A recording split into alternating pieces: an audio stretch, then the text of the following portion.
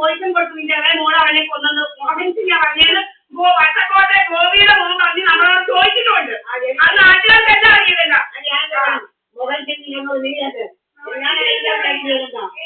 കാര്യമില്ല. മോഹൻ സിംഗ് പറഞ്ഞ് ഇവള് അവന് ട്രാക്കിംഗ് പോയിസം കൊടുത്ത് വന്നതാണ്. വിഷം കൊടുത്ത് പതിയെ വിഷമെല്ലാം കൊടുത്ത് കൊന്നേക്ക് നടക്കുക പറഞ്ഞ മോഹൻ സിംഗ്. പിന്നെ എന്നോട് ഇതാരാ പറഞ്ഞെന്ന് വെച്ചാൽ വട്ടക്കോട്ടെ ഗോപിയുടെ മോനാന്ന് പറഞ്ഞ അവനോട് ക്യാൻറ്റീനിൽ നിന്ന് ചോദിച്ചിട്ടുണ്ട് കേട്ടോ. ഞാനത് പറഞ്ഞു അവനാരെയും കൊല്ലാൻ നടക്കട്ടെ. നീ ഒന്നും ആരെയും കൊല്ലാൻ നടക്കടി. നീ വന്നതൊക്കെ കൊല്ലാൻ നടക്കടി. അവൾ വന്നത് അവൾ ജീവിക്കുന്നില്ല.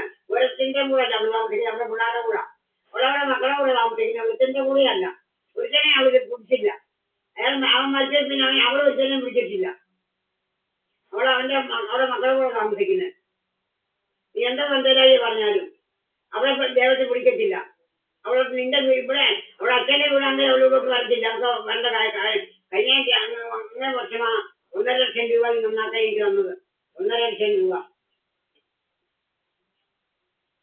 ചുമ്മാ ചെലവാകത്തില്ല. വീട് നന്നാകത്തില്ല. പട്ടിയെല്ലാം മാറ്റി തറച്ച് മാറി എല്ലാം ഉണ്ടാക്കിയത്. വലിയ ആളാവുന്നവള് എന്താ ഇപ്പൊ ഇവിടെ എന്താ ഇരിക്കുന്നത്? എന്താ നന്നാച്ചാലും ഇവിടെ ഇരിക്കുന്നു. ഈ അണ്ണാക്കല്ല വേറൊന്നുമില്ലല്ലോ. ഇവിടെ ഇരിക്കുന്നു തേങ്ങാപ്പല.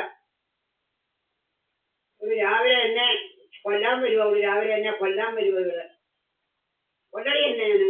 നീ കൊല്ലടി എന്നെ. എന്നെങ്ങനെ വിളിച്ചേക്കാതെ നീ എന്നെ കൊല്ലടി.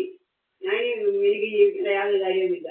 ഞാൻ എൻ്റെ പാട്ടിന് പോവാ. നീ പെൻഷൻ വാങ്ങിച്ച് എന്തെങ്കിലും ചെയ്തു. ഞാൻ എൻ്റെ പാട്ടിന് പോയേക്കാം.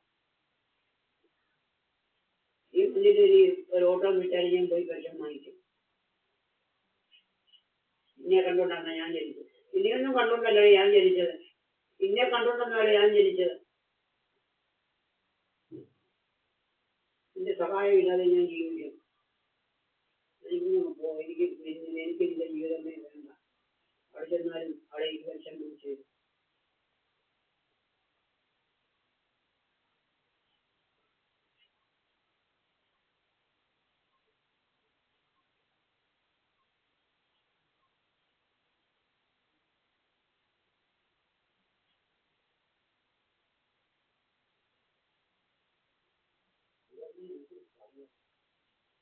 ഇതിനെക്കുറിച്ച് നിന്റെ ഈ രാജമ്മേന്ന് പറയുന്നത് നീ ബാലിന്റെ കൂടെ നടന്ന കഥകളൊക്കെ രാജമ്മ പറഞ്ഞു തന്നിട്ടുണ്ട് എനിക്ക്.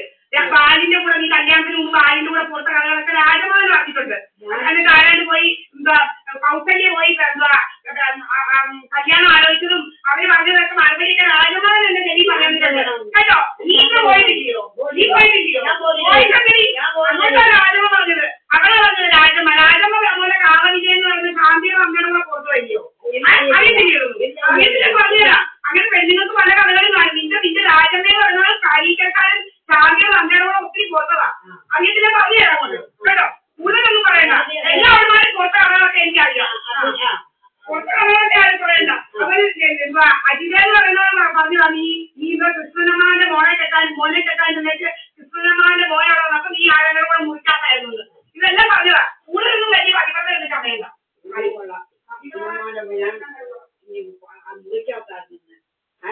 ഇവിടുത്തെ തള്ളമാറ ഇല്ലയോ? അതായത് നിന്നെ മനസ്സിലായടി. ഇന്ന് തന്നെ ഞാൻ ഇവിടുന്ന് പോയേക്കാം. എനിക്ക് നിന്റെ കൂടെ താമസിക്കണ്ട. ഈ പട്ടി എനിക്ക് നിന്റെ കൂടെ താമസിക്കണ്ട.